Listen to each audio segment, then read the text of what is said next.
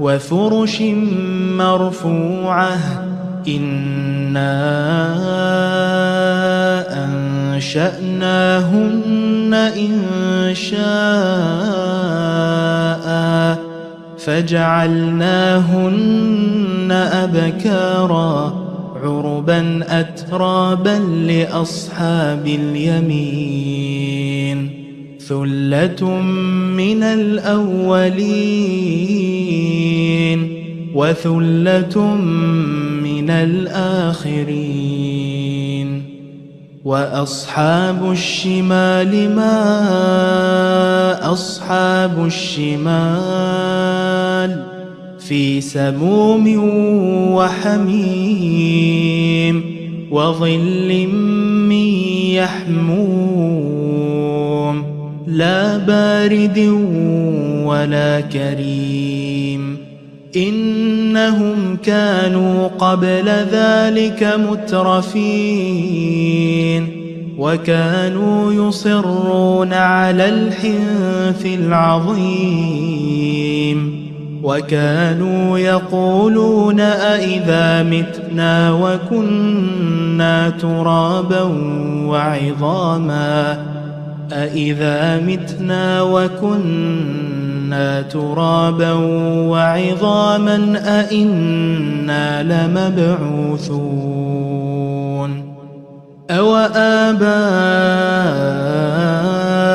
الأولون قل إن الأولين والآخرين لمجموعون إلى ميقات يوم معلوم ثم إنكم أيها الضالون المكذبون لآكلون من شجر من زقوم فمالئون منها البطون فشاربون عليه من الحميم فشاربون شرب الهيم هذا نزلهم يوم الدين نحن خلقناكم فلولا تصدقون أفرأيتم ما تمنون أأنتم تخلقونه أم نحن الخالقون نحن قدرنا بينكم الموت وما نحن بمسبوقين على أن نبدل أمثالكم وننشئكم فيما لا تعلمون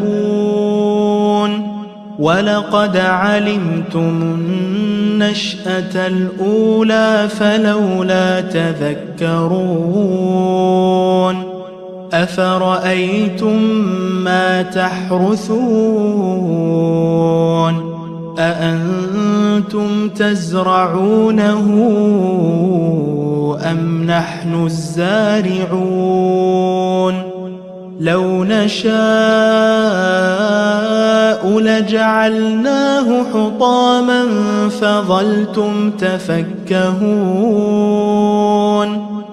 إنا لمغرمون بل نحن محرومون أفرأيتم الماء الذي تشربون أأنتم أنزلتموه من المزن أم نحن المنزلون لو نشاء جعلناه أجاجا فلولا تشكرون أفرأيتم النار التي تورون أأنتم أنشأتم شجرتها أم نحن المنشئون نحن جعلناها تذكرة ومتاعا للمقوين فسبح باسم ربك العظيم فلا أقسم بمواقع النجوم وإنه لقسم لو تعلمون عظيم إنه لقرآن كريم في كتاب مكنون لا يمسه إلا المطهرون تنزيل من رب العالمين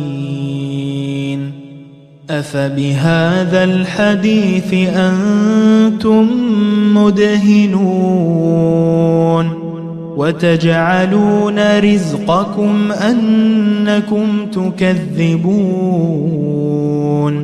فلولا إذا بلغت الحلقوم وأنتم حينئذ تنظرون ونحن أقرب إليه منكم ولكن لا تبصرون فلولا إن كنتم غير مدينين ترجعونها إن كنتم صادقين فأما إن كان من المقربين فروح وريحان وجنة نعيم وأما إن كان من أصحاب اليمين فسلام لك من أصحاب اليمين وأما إن كان من المكذبين الضالين فنزل من حميم وتصلية جحيم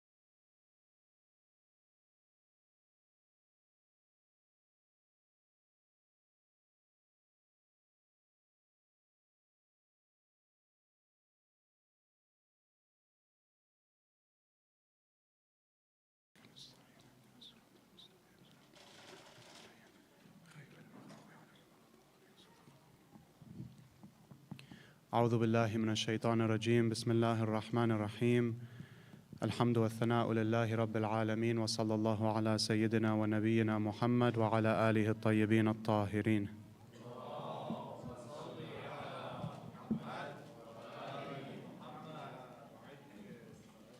Brothers and sisters, respected Sheikh Usama Abdulghani, Assalamu alaikum wa rahmatullah. And we welcome everybody back after quite some time to continue the lecture series on the book Reclaiming the Narrative. Inshallah, today we'll be going over the chapter entitled Tawheed and the Abolition of Social Classes. Inshallah, before we get started, we'll welcome Brother Ali Hamdani to recite from the Holy Quran with a loud salawat ala Muhammad wa ali Muhammad.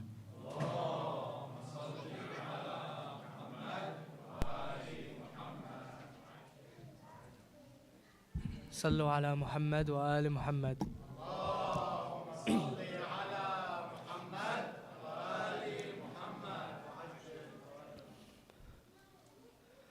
أعوذ بالله من الشيطان الرجيم.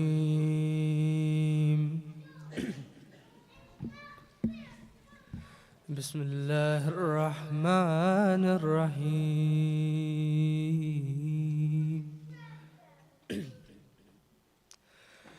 سبحان الذي أسرى بعبده ليلا من المسجد الحرام إلى المسجد الأقصى الذي باركنا حوله لنريه من آياتنا.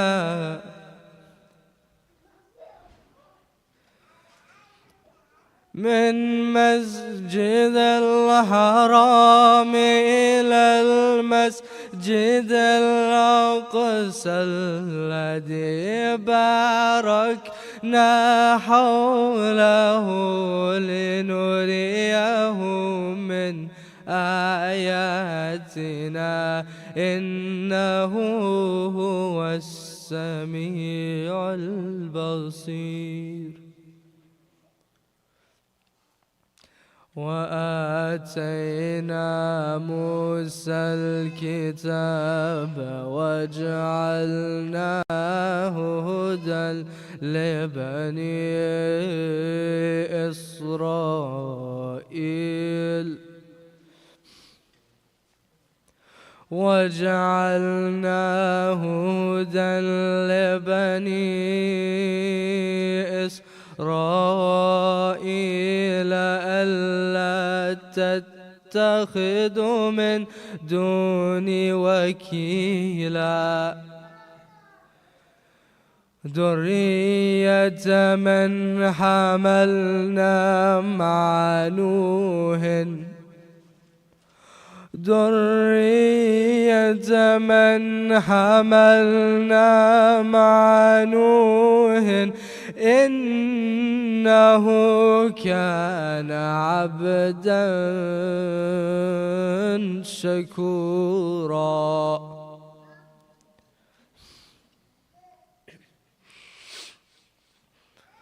وقضينا إلى بني إسرائيل في الكتاب لتفسدن في الأرض مرتين ولتعلن علوا كبيرا.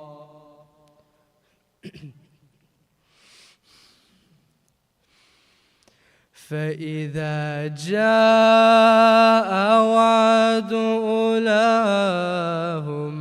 بعثنا عليكم عبادا لنا أولياء بأس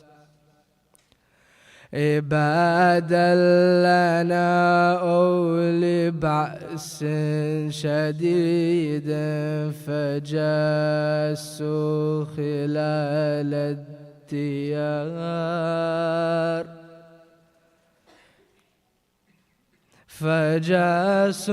خلال الديار وكان وعدا مفعولا.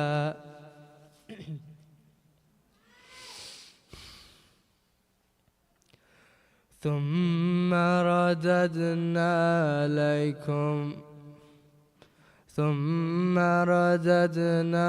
لكم الكرة عليهم وأمددناكم بأموال وبنين وجعلناكم أكثر نفيرا. إن أحسنتم أحسنتم لأنفسكم وإن أسأتم فلها فإذا جاء وعد الآخرة ليسؤوا وجوهكم وليدخلوا المسجد كما دخلوه أول مرة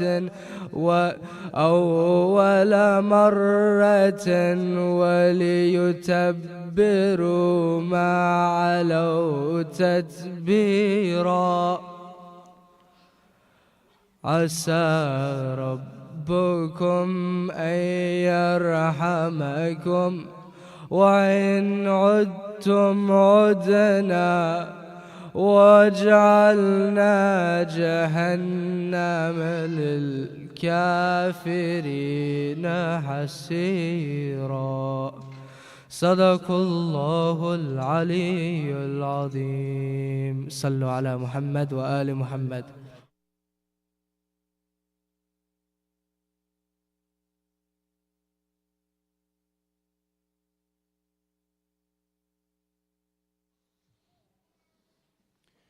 Santom, if we can give him another loud salawat ala Muhammad wa ali Muhammad.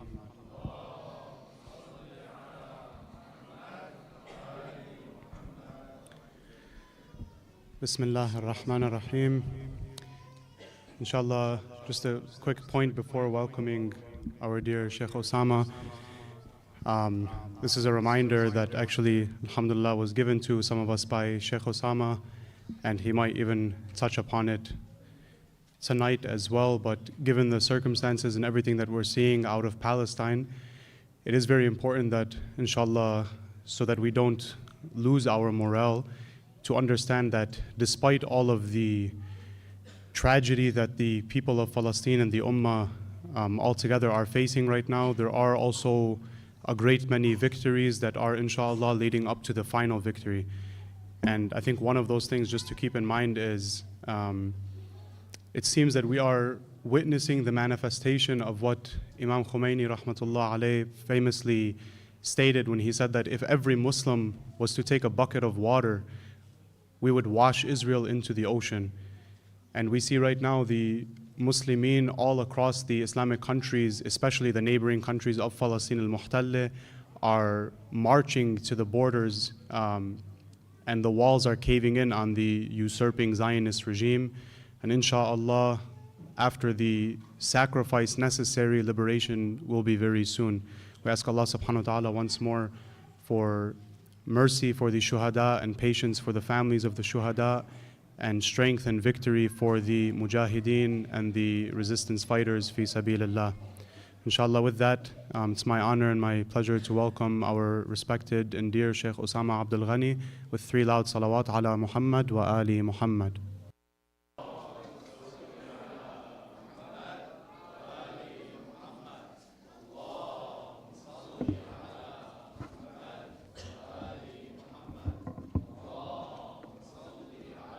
As long as the voice is good.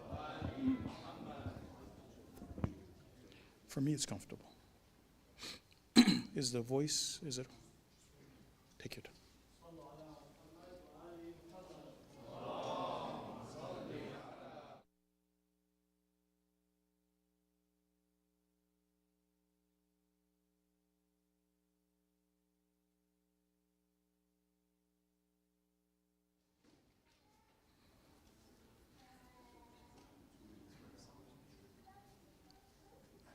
Okay, so we'll wait.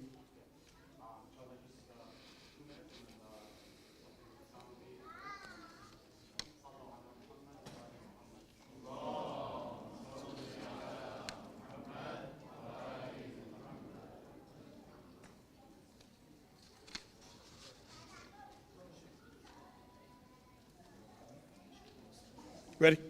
All right. أعوذ بالله من الشيطان الرجيم. بسم الله الرحمن الرحيم. Alhamdulillahi Rabbil Alameen. Wassalatu wassalamu ala Sayyidina wa Maulana Abul Qasim al-Mustafa Muhammad.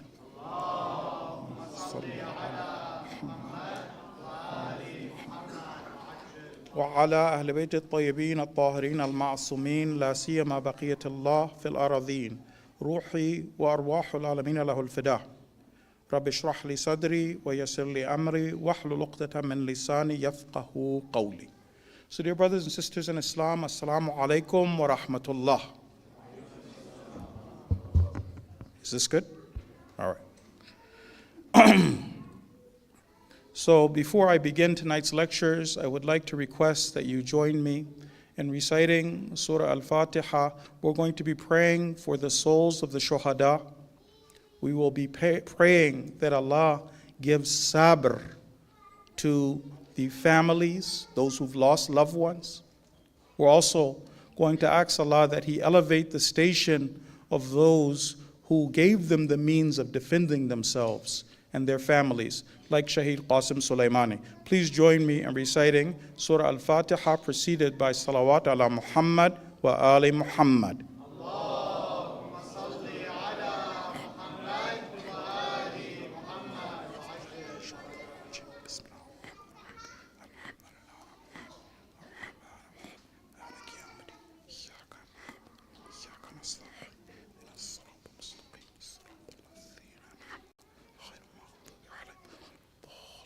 صلوا على محمد وآل محمد. صلوا على محمد وآل محمد. So brothers and sisters, it's very good to see you all. Inshallah, Allah accept this act of worship. There are some special spiritual instructions that we hear from Ayatollah Tahriri for this duration. And one of them is going to be something that we're going to do tonight, inshallah, after the dua. So 3 things that he recommended for the duration of the crisis, for our spiritual benefit. One of them is at least if we can recite it once. I'm going to say, let's make it easy for ourselves. If we can recite once in a day for the victory of the mujahideen, the dua, ilahi azum al-bala. We're going to, inshallah, we'll do that tonight.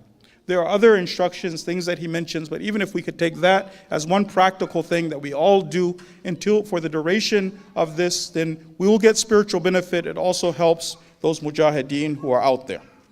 Now, brothers and sisters, as you know, there is only one way for the liberation of Palestine. One way.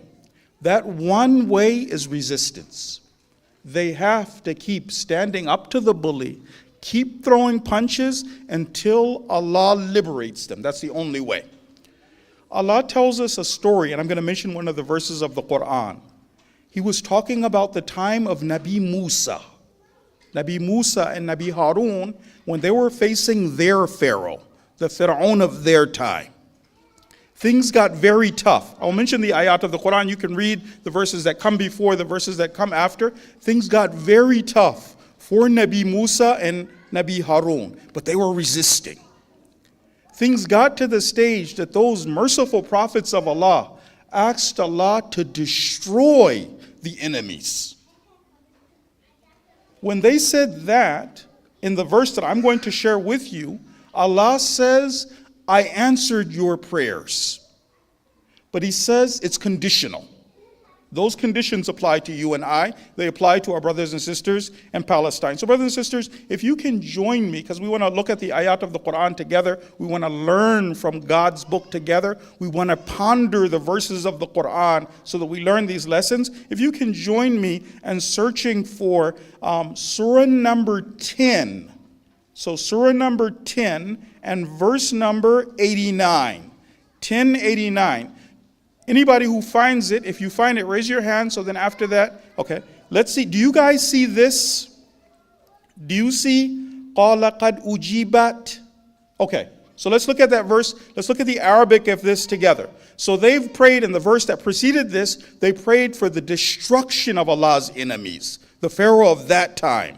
And God answers, and He says, قال, He said, قَدْ أُجِيبَتْ دَعْوَتُكُمَا.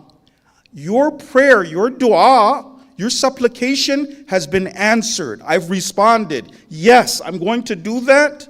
but it was conditional. What was the condition that they have to follow, that we have to follow, that our brothers and sisters in Philistine, that they have to follow? God said, the condition, فَاسْتَقِيمًا. You have to do istiqamat. You have to resist. You have to have sabr. فَاسْتَقِيمًا وَلَا تَتَّبِعَانِ سَبِيلَ الَّذِينَ لَا يَعْلَمُونَ. And do not follow the path of those who do not know. Two conditions. By the way, we learned about this from the book. I believe we've covered this in the chapters that we've covered already. There were always two conditions that we as the ummah had to have in order to experience Allah's best. Whenever we as the ummah have these two conditions, Allah will move the mountain. Don't worry about that. What were the two conditions that we have to have that Allah refers to in the ayat of the Quran? One of them is sabr, resistance.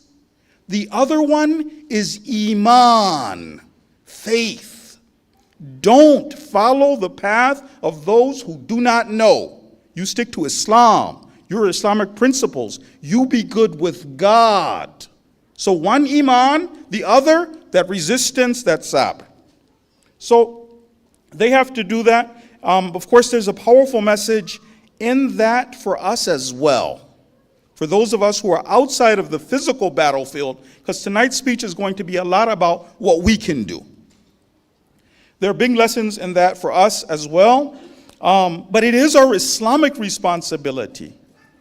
It's our Islam, and I'm saying this because you and I, we have an agreement. Our agreement is this. We attend the lecture. We all attend the lecture, but we all have circles of friends outside. Other mu'mineen and mu'minat who we need to talk to. We need to share these points with, right? This isn't just us come, we listen. No. We talk to others, we engage in conversation. So it is the duty of all Muslims. You've heard this from Ayatollah Sistani, may Allah protect him. You've heard the leaders speak. This is our Islamic responsibility, that we must help our oppressed brothers and sisters in Palestine. Allow me to recite a hadith from our Prophet Muhammad sallallahu alaihi wasallam.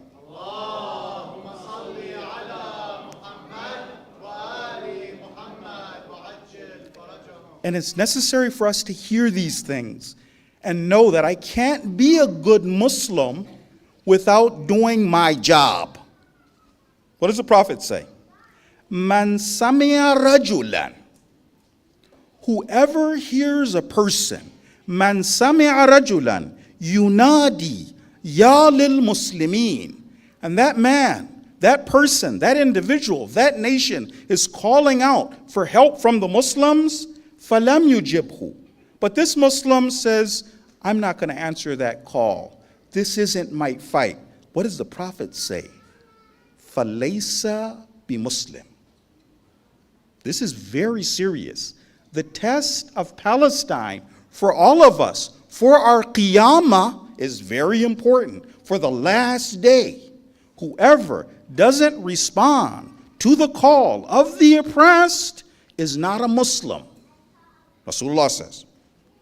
Now, our shuhada, they were the embodiment, I'm going to mention one of them, were the embodiment of these divine teachings. I remember Sheikh Panahian shared a story about one of our shuhada, Shaheed Ahmad Mutawassiliyan. And Ahmad Mutawassiliyan, when you read his story, was so happy when Allah chose him to be able to go to fight Israel. Because that's why he went to Lebanon. He went there to take on the real Tawhut. And he was so overwhelmed, so happy that Allah had given him this chance to take on the real monsters. Sheikh Panahian tells a story. He says that he was giving a lecture. Who? Shaheed Ahmad Mutawassiliyan. He was giving a lecture. And in the lecture, he said this. He said, wherever on the earth there is a Muslim, and that Muslim calls out, Ya lil Muslimin, we need help from the Muslims. He said, we will rush to that corner of the earth, we will help that Muslim, we will assist that Muslim, we will liberate that Muslim. And then he said something more. And he said, wherever there isn't a Muslim, we will plant a Muslim. The Muslim will shout, Ya lil Muslimin, and we will go to that corner of the earth and we will liberate that corner. That was his idea for liberating the globe. Allahumma salli ala Muhammad wa ali Muhammad. Jazakumullah khairan. Thank you. So that's the Islamic philosophy. I want to share another verse because this crisis, what's happening in Palestine, has created the perfect opportunity for you brothers and sisters to do your responsibility, which is the clarification jihad, not just to Muslims, but non-Muslims. There are a lot of non-Muslims right now, and this is the perfect time to start having conversations. One of your Islamic principles is this: you as a Muslim won't stand for oppression to any of Allah's creation, even if you aren't part of their deen. The verse I'm going to say is even if you don't like the person personally, but their dhulm is happening, oppression is happening, God's laws are being violated, there should be no oppressed on the earth as long as the Muslims are alive. Now, this is a verse of Quran. I'd like brothers and sisters again to listen to this verse. So, not only, you heard the hadith, if ever a Muslim calls and we rush to the assistance of that Muslim, is it only about Muslims? No, verse of the Quran. So, brothers and sisters, can you turn with me? This is going to be part of the verse, but let's see if I've quoted the verse correctly. Can you turn with me to surah number 5, and verse number 8. Surah number 5, verse number 8. Part of the verse should read as follows. Let's see if you guys see this. Do you guys see وَلَا يَجْرِمَنَّكُمْ? Does anybody see that? Yes? Okay. So let's read the Arabic of this together. وَلَا يَجْرِمَنَّكُمْ شَنَآنُ قَوْمٍ عَلَىٰ أَلَّا تَعْدِلُوا. So God is saying, and let not the hatred of a people. I don't actually like this guy. This guy is not part of I don't actually like this guy, but dhulm's happening. He says, and let not hatred for a people lead you to be unjust. Even if you don't like these guys. Justice. Allah's laws are not to be violated. I'dilu. Be just. Huwa aqrabu lit-taqwa. This is closer to taqwa, to observing God's laws. So, brothers and sisters, we are with the madhlumin wherever they are, right? We defend them whoever they are, let alone our brothers and sisters in Palestine, which is an Islamic responsibility to take care of them. And inshallah, I want to talk about some ways that you and I can assist our brothers and sisters in Palestine, even though we are outside of the physical battlefield. But of course, just as a reminder, because I don't want any Muslim to hear this and then mistake this doesn't mean, okay, this does not mean when we say that we will defend the oppressed wherever they are, the oppressed wherever they are, it doesn't mean we will defend those who believe in Qawm Lut rights. Okay, we're not going to have a rainbow hijab, no, not Qawm Lut rights. Right? Those aren't rights. Okay, so not talking about that. We're talking about dhulm, Allah's laws being violated. So brothers and sisters, now today's topic is called Tawheed and the abolition of social classes. The subject matter is something which is part of our core beliefs. So you and I, we've been covering this book for a while now. The leader has chosen to talk about the most fundamental areas of our belief. Our belief. We're talking about Tawheed, believing in the oneness of Allah. What we learned is that Tawheed, believing in the oneness of Allah, doesn't just mean, in my mind, I believe Allah is one and not two. That's not what it means. Tawheed is a covenant between us and Allah. I'm going to summarize, inshallah, once we've completed the section on Tawheed, what were those conclusions that we came away with? Because it's been a while, right? But Tawheed is a belief that creates action in the muwahhid. There are certain Islamic responsibilities on the shoulders of those who say Allah is one. One of them is the abolition of social classes.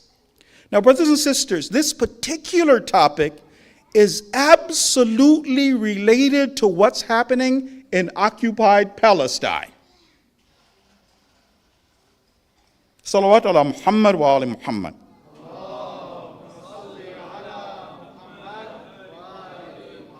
It's not limited to there, and I'm going to share why, but it's absolutely related. And I want to give a little bit of homework for you, brothers and sisters. Is that okay? A little bit of homework. It's going to help in the clarification jihad. Brothers and sisters, in order for us to do the clarification jihad correctly, I would like, brothers and sisters, we're talking about abolishing social classes. Social classes. It's not limited to occupied Palestine. But because of the current situation, it would be nice if brothers and sisters can either read up on, before we go through this chapter, read up on or watch videos about the Talmudic teachings of the Zionist occupiers. The videos are out there. I want to ask you guys a question. And this is something seriously to think about. What happened in the tarbiyah of Israeli children? It's been 75 years now. Their children, when they were first born, they were just as innocent as your children.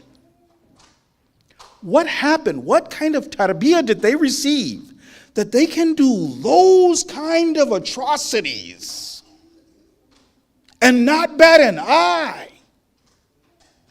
Like how does that happen? How do you get to that stage that you could wreak this kind of havoc on another human being and it be okay? Like, how does that even happen?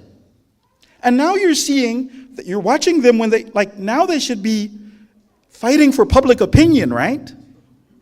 You would think that. You're losing. Fight for public opinion. Now when you watch them on interviews, they are talking down to the reporters. They're not helping themselves. They're saying there is no civilian crisis. They're threatening reporters. What happened? How could they? What's going on? Those Talmudic beliefs are going to be very important for your clarification jihad. Okay? What do they believe? How could you be like that? Maybe you've just heard this. Just now, with all that's going on, rockets, Hezbollah is on their doorstep, the Muslims are everywhere, things are going crazy. Just now, some extremist settlers and the IDF soldiers took 3 Palestinians, stripped them, beat them, urinated on them. You're watching them go into the other occupied territories and the savagery over there. You would think, okay, well, look, Hamas is going crazy. Wouldn't you slow down? What are the beliefs? How do you get to do, what are you doing? So, brothers and sisters, if you can do a little bit of that homework, what is it that they believe? But don't let it just be something that you're getting from the mimbar. You read it, you listen, you watch the videos to see what they really believe about everybody else on the earth. I'm going to summarize, but again, homework for brothers and sisters. Before we read the chapter, we're going to go to the Quran with questions. What does the Quran mean by a classless society? What happens if you don't have a classless society? Why are they even? There's a lot to that. Anyhow.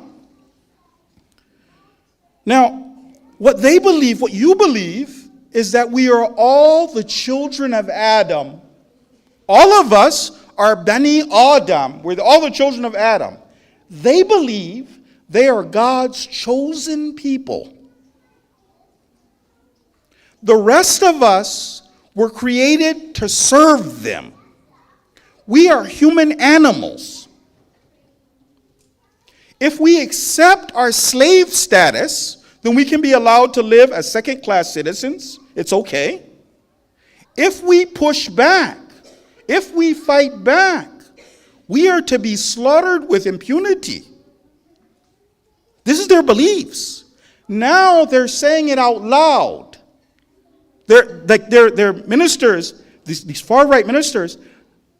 By the way, this is why Israel's going to lose, right? You've heard that hadith before from Imam Askari. I believe it was from Imam Askari. He says, your worst enemy is the one who hides his enmity. The ones who spell it out for you, who tell you we're dealing with subhuman chattel, those are easy. But anyhow, inshallah, you look at that, you're going to get more out of the ayat of the Quran when you go to the Quran with questions. The Prophet says this, hadith, Inna miftah al-ilm. Truly, the key of knowledge, as-su'al. Questions. Go to the Quran with questions. What does it mean if you have a classless society? Why would that be important? Where is that mentioned in the Quran? Does the Quran tell us, because these are not the original teachings of Nabi Musa, Nabi Harun, they taught Islam, they were the Muslims. This is not their teachings. But the Zionist rabbis still believe those perverted teachings. They allow for this kind of genocide. Now, but I said, so one part of it, the lecture is absolutely related to what's happening in Palestine, but it's not limited to there. When we talk about classes, and some of you may have read the book ahead of time, you already are a little bit aware of where we're going with this. They explained, and the example in the book was the caste system in India, and how that was one of the most wild, bizarre systems, something we read about in school. But the point was this is part and parcel of every society that is built on jahiliyyah. Racism is a tool used by the Pharaoh to do this. But even if you have an ethnically homogeneous society, you still have these divided classes. One class is the class that benefits at the top. You and I have no idea how wealthy they are. You and I, we think somebody has a nice car. We have no idea what wealth is. We have, the bank accounts of even one of these cats, we have no idea. So there's one group, the society is built for them, built by the rich, for the rich. The laws serve the rich. What happens is, if we're able to grasp this properly and share it, the vast majority of the world are not that 1%, that less than 1%. They're like you. They were disenfranchised, used, abused, trying to make their ends meet. So I just want to explain, we're going to talk about this later in detail, but I want to mention one of the ayat of the Quran that lets you know it's here in America too. It's in democratic societies too. All societies based on jahiliyyah, whether they are pagan societies like the Indian society back then, or modern day shirk, secular Christianity, same thing. Ayat of Quran. So brothers and sisters, can you join me in looking at Surah number 28 and verse number 4? We're going to look at part of the verse, and we're going to learn that this is part of the strategy of Pharaoh. Pharaoh then, Pharaoh now, Pharaoh in the future. Guys, do you see in Surah 28 and verse number 4, does anybody see a verse that starts like this? Inna Fir'aun. Yes? Okay. So let's read this verse together. And remember, we already learned the hadith. The Quran was not revealed only about Pharaoh who died. We're looking for today's Pharaoh, the system of Pharaoh. So what's Pharaoh like? Inna Fir'aun, definitely Pharaoh, truly Pharaoh, ala fil ard. He was arrogant in the land. He exalted in the land. What did he do? وَجَعَلَ أَهْلَهَا شِيَعًا. He divided the people of the land into groups. He divided the people of the land into classes, to groups. What did he do with those groups? One part of the strategy was this. يَسْتَضْعِفُ طَائِفَةً مِّنْهُمْ. He weakened one group out of them. So classes, but weakening certain groups. They do the work for everybody else. Yes, in India it was the untouchables and all the others. But that's not the only way. It's here in civilized societies as well. Now, brothers and sisters, given the on-the-ground realities, although that's our topic, and inshallah we'll be studying that chapter, and we're looking to be able to explain it, each one of you, in your own words to somebody else, because you're inviting people to Islam. Now, we're going to cover that chapter, inshallah. We'll be looking at those verses of the Quran. We'll be looking at the verses that talk particularly about the Zionist ideology, but we're going to do that another time. Because of the on-the-ground realities, I decided to call an audible. Brothers and sisters, you and I, we're very close to the top of the mountain. Liberating the world from all of the tawaghit. The return of your master, Imam Mahdi. We're very close to that. But one big test for all of us is the test of Palestine. What will you do if occupied Palestine exists during your time? The leader says it's the most important issue of Islam today. So, I want to share with you, brothers and sisters, the reasons why Israel is not making it out of this one. It might seem bloody, there's a lot of carnage. Israel is not going to win. I'm going to explain why, but Israel is not going to win this time. Why isn't Israel going to win this time? I want to explain some principles, and then after that go into some of the details and talk a little bit about what our job is. Because there are certain things that you and I can do outside of that battlefield that they can't do. But if you do those, then God will count you amongst those who helped liberate occupied Palestine. So in order for them to happen, there have to be three elements in place. Them, if it's going to take place, if it's just going to be that we lose, the zalim wins, three elements have to be in place. One of them is the zalim, that mean, cowardly bully. That's one, the zalim. But it's not just the zalim. There also has to be a madloom, somebody who's going to take the beating from the zalim and just roll over. Allah doesn't like those who just roll over, who just take it. They're in Jahannam too. So there has to be a zalim, and then there has to be a madloom who just take the beating. This is my lot in life. I don't get to live a good life. I'm a second-class citizen.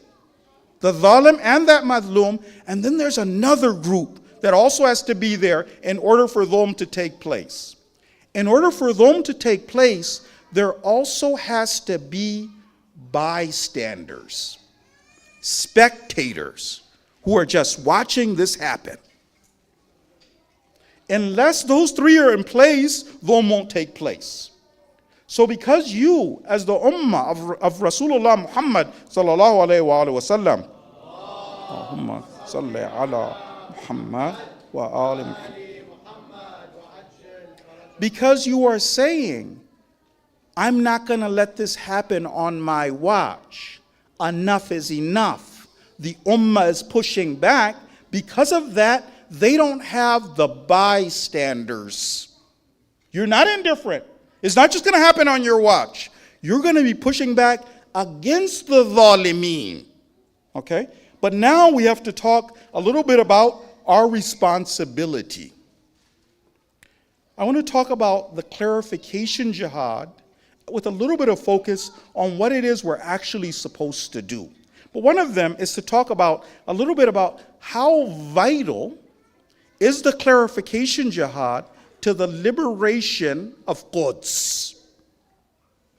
Is it just that you and I can say, Israel's not going to win this time, sit back, relax? Or does the clarification jihad play an actual vital role, a critical role?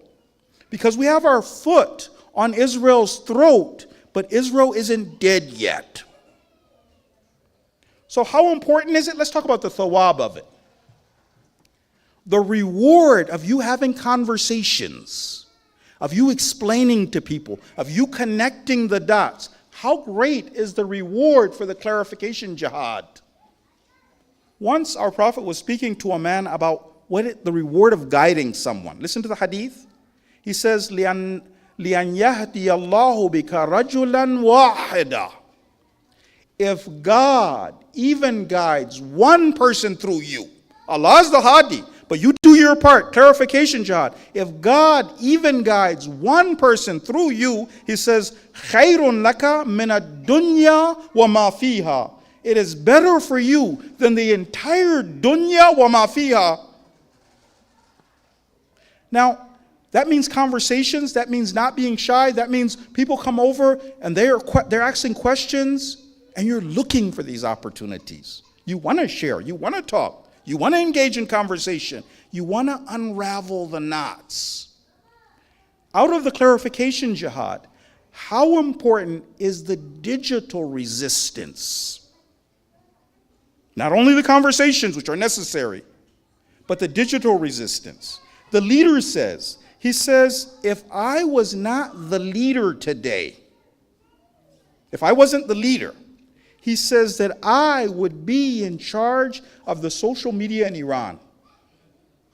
It's that important. Those online conversations, untying the knots, connecting the dots, sharing and posting, small messages, clarifying, talking, is that important. So, brothers and sisters, I want to mention a couple of things for us to keep in mind when we're doing our responsibility in this regard. One of them is about debunking the myths. We have to make sure that we're debunking the myths. But I would also request, brothers and sisters, let's make sure we're accurate. The truth is on our side.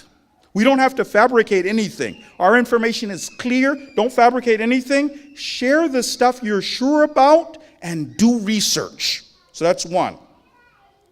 Number two is to make sure that the world is aware that the Palestinians are facing the most merciless enemy the Muslims have ever faced, at least in modern history. We have never had anybody face this kind of a tyrant. All you have to do to clarify this, brothers and sisters, start looking at those IDF soldiers who broke the silence. They'll tell you what they did. I'll give you one tiny example that's nothing compared to the atrocities, because there's so many atrocities.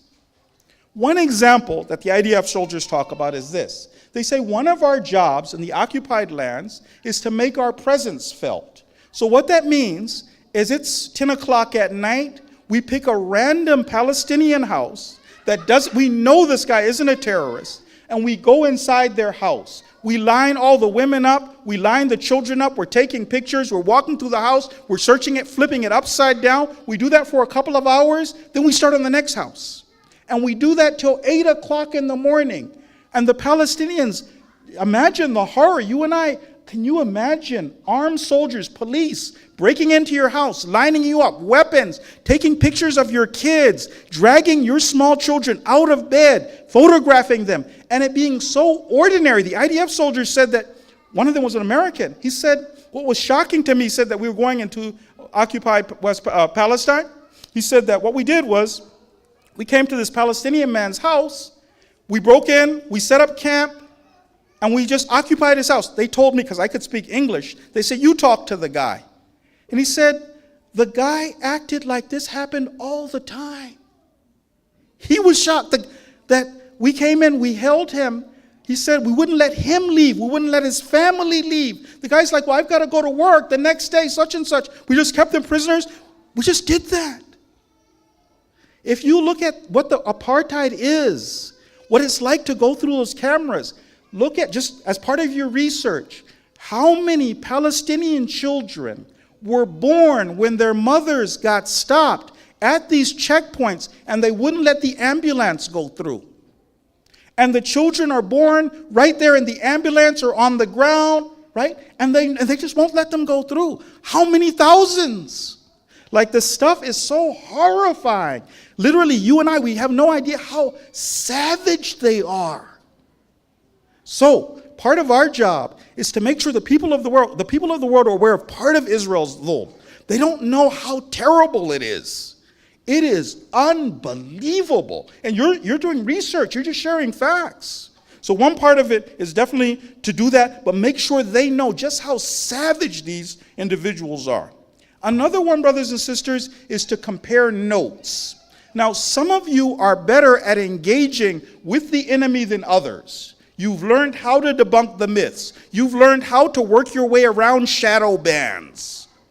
Share your information, compare notes. We should even have, one of the things I would like if we could do here in Hadi would be this, that we have a class where we bring brothers and sisters in who are interested in engaging in the clarification jihad, and we make the information that we have available to them so everybody has accurate, up-to-date information. You're aware of the doubts that they cast, the techniques, how to fight back, what to do. That will be something that would be very much good to do. Now, another one we should think about is not shying away from explaining Islam as the solution. It's not that you only have permission to talk about Palestine and what's happening in Palestine. No, you can explain that Islam is the solution. If you want to do that, one of the criteria for doing the clarification jihad is learning about Islam. You don't want to share your opinions. As required reading, we should all be reading Reclaiming the Narrative and sharing that. When we're talking about the Ahlul Bayt, we should all be reading Imam Hussein's Brothers in Arms so that we do it the right way, right? So the points that we know about Islam, these are facts about Islam. Everybody should be sharing them, but we need to make sure we do that. Now, we also want to make sure that this doesn't consume us. That because we are so concerned with what happens, that we forget our other Islamic responsibilities, our exercise, our health, our families. Well, we do all of our responsibilities, but when you have some time to engage in the clarification jihad, then definitely you want to do that. Now, another one is the idea of making sure you activate others. Everybody in the ummah who can push back is not pushing back. There are some who even now, even despite this level of savagery and barbarism, still they don't think it's their taklif to push back. It's their responsibility to push back. That means you and I, part of the clarification jihad is to talk to these individuals. Don't get frustrated, by the way. Sometimes you and I, we're like, well, why not? Why aren't you posting? For some of us, we also weren't posting. We also were concerned. We also were afraid.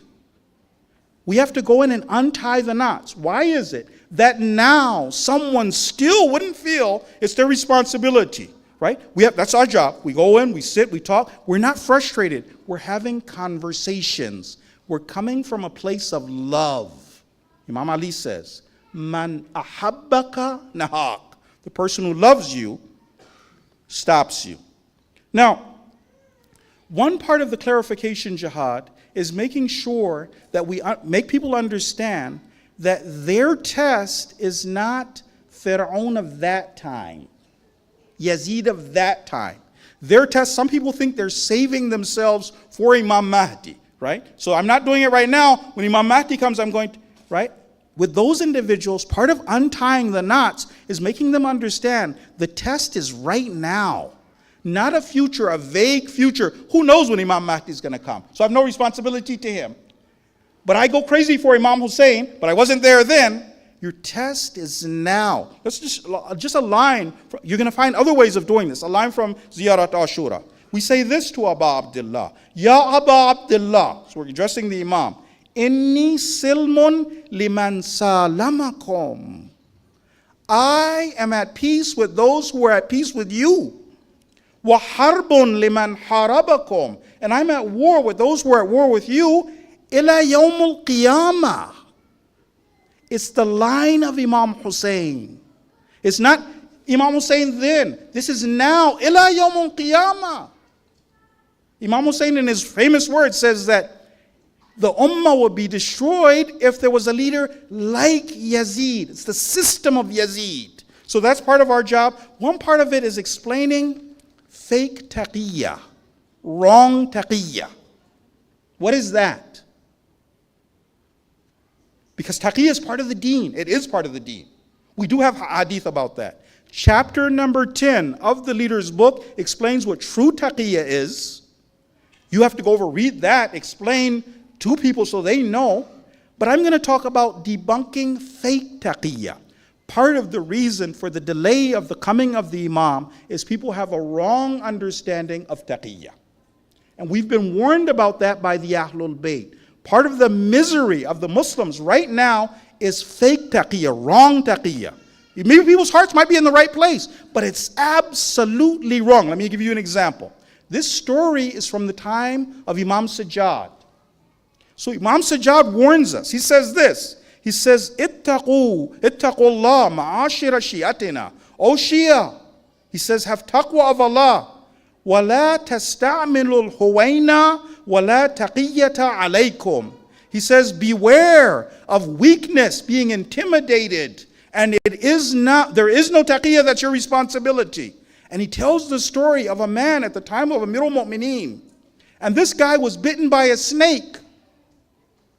It was so terrible. The guy's thinking he's going to lose his life. He was in so much pain. He's screaming and crying like a woman, grown man.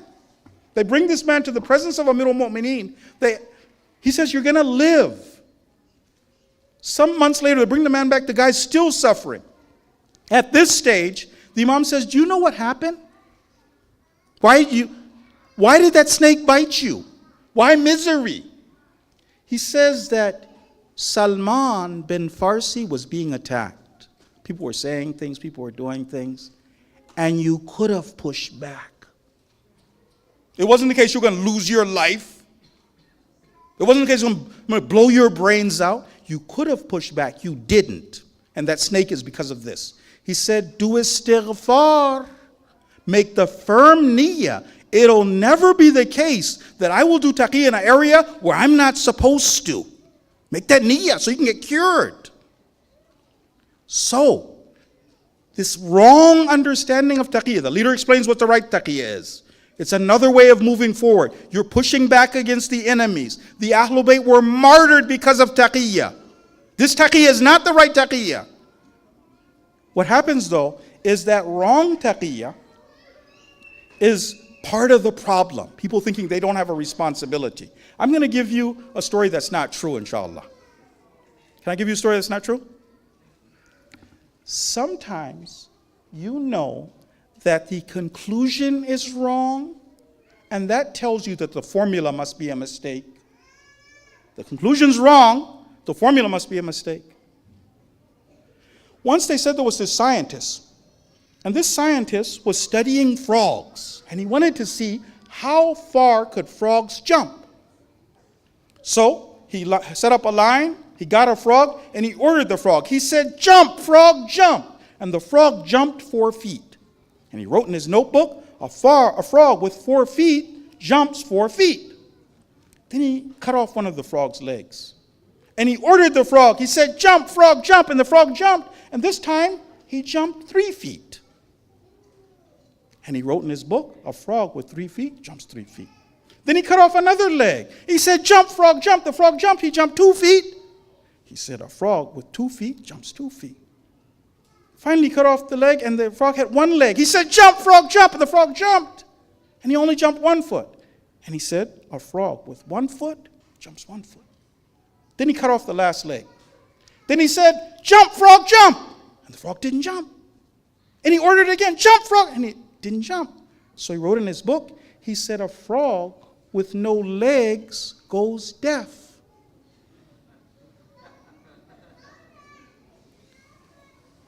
This is for understanding. Is my taqiyya wrong? Is my taqiyya wrong? I'll give you an example. This should be clear. You go to the book, explain what are examples, what is taqiyya, what isn't taqiyya, but how do I understand by the conclusion that it's wrong? Very clear example.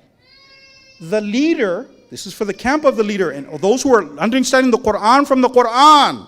What does the Quran teach us?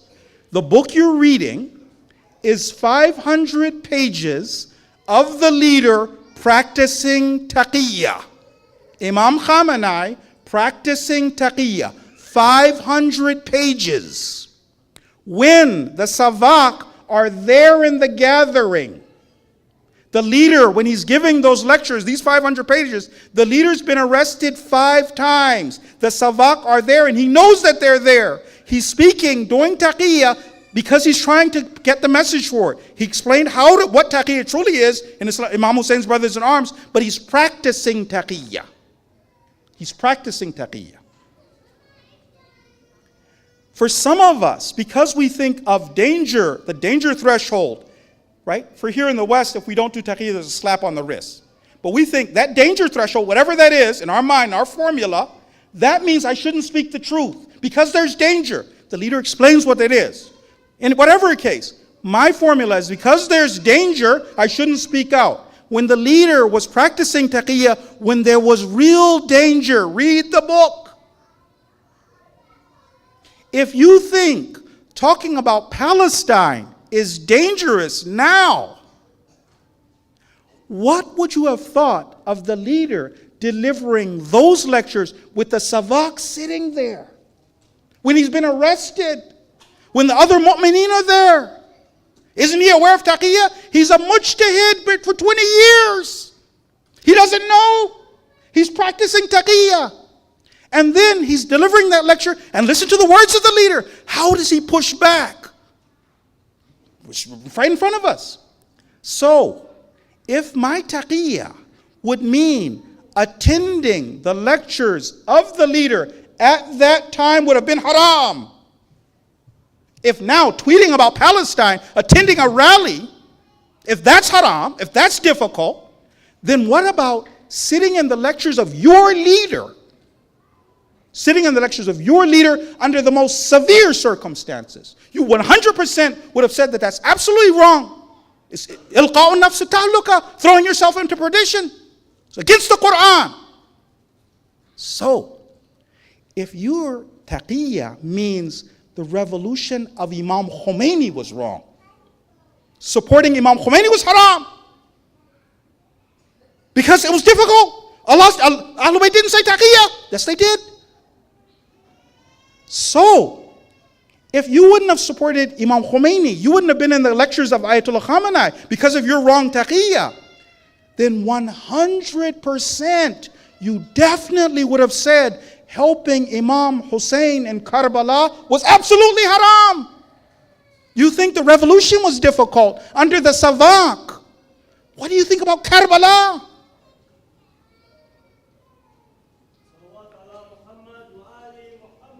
Allahumma salli ala Muhammad wa ali Muhammad. Now, I know we've used up our time. I have just some brief sentences and I'm going to let you guys go. Why is it that Palestine is going to win this time? One part of it, the Muslims are going to push back. You're going to do your job. One part of it are the Junud of Iblis. Those Zionist soldiers who are trying to go into Gaza, those guys, those are the shimmers of the time, the khulis of the time. Those guys, you think they're walking into a buzzsaw. Literally, they're going to be putting their hands in a blender if they go inside there. On the other side, the Junud of Allah are men who are longing to meet God. They are clever, they are intelligent, and they're waiting for them. They outfox the Zionists in the settlements. What do you think they have waiting for them in Gaza? They're waiting for those guys. It will be doomsday for the Zionists if they go in. You think they can handle those guys? Muhammad al-Layth and these guys, oh, they got something for the Zionists when they go inside there. You don't worry about that. They come inside there, you talk about a body bag war, urban fighting with highly trained commandos who are looking for God, who've been suffering for 75 years, who have never had a victory of this magnitude in 75 years. You think they're going to let you go? Oh, you're going to catch hell when you go inside there.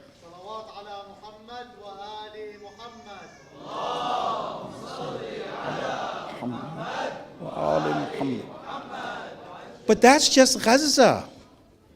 See, you have to make this clear for the enemy.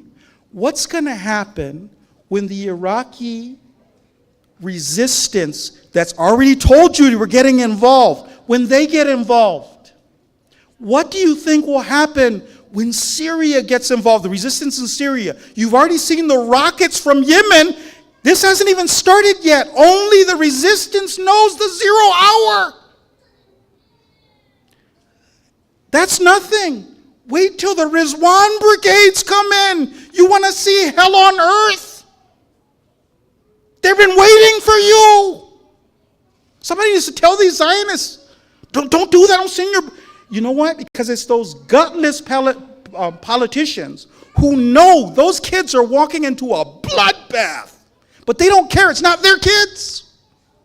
They're going to go in, those servants, those slaves, those abid of the Tawagit are going to go in there, and it'll be a body bag war. But the resistance is coming over the wall. You've seen. They've already blinded the eyes of Israel. The Rizwan brigades are coming in. That's nothing. Wait until you hear the Iranian Revolutionary Guards. These guys are finished. So no, it's different this time. You know, but inshallah they come to their senses. Inshallah they call off the dogs. But if they push this, you and I will see the death of Israel, but a lot sooner. Salawat ala Muhammad wa ali Muhammad.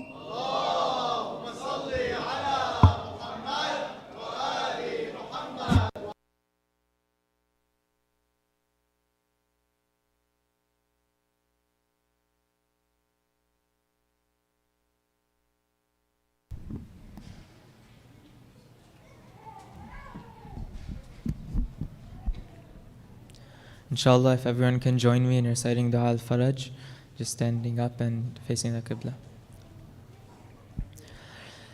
أعوذ بالله من الشيطان الرجيم بسم الله الرحمن الرحيم إلهي عظم البلاء وبرح الخفاء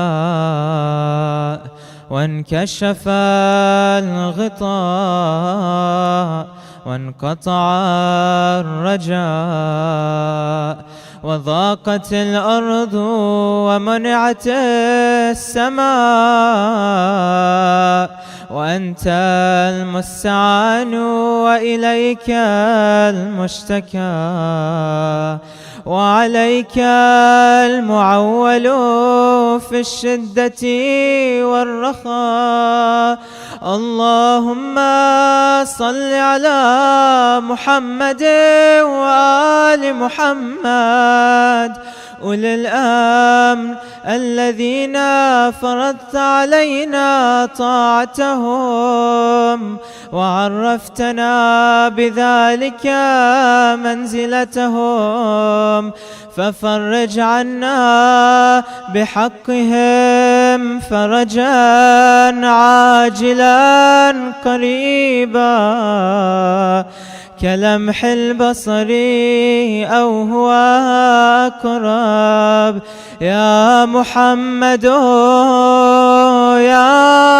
علي يا علي يا محمد يا محمد يا علي يا علي يا محمد everyone يا محمد يا علي يا علي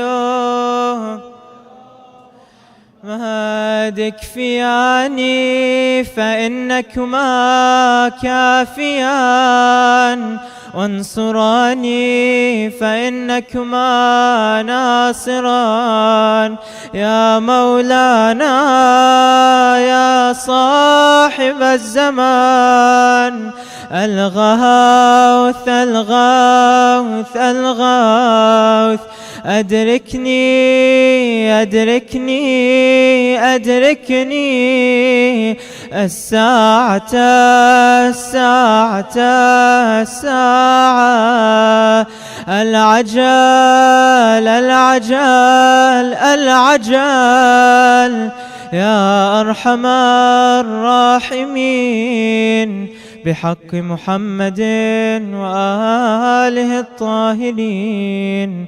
وصلى الله على سيدنا محمد وآله الطاهرين.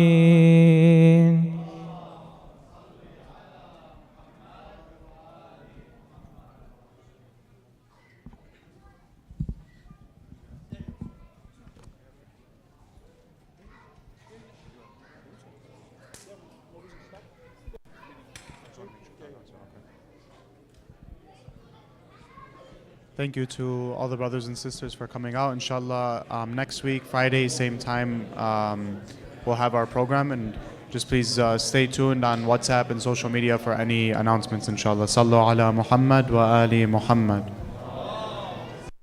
أعوذ بالله من الشيطان الرجيم. بسم الله الرحمن الرحيم. إذا وقعت الواقعة ليس لوقعتها كاذبة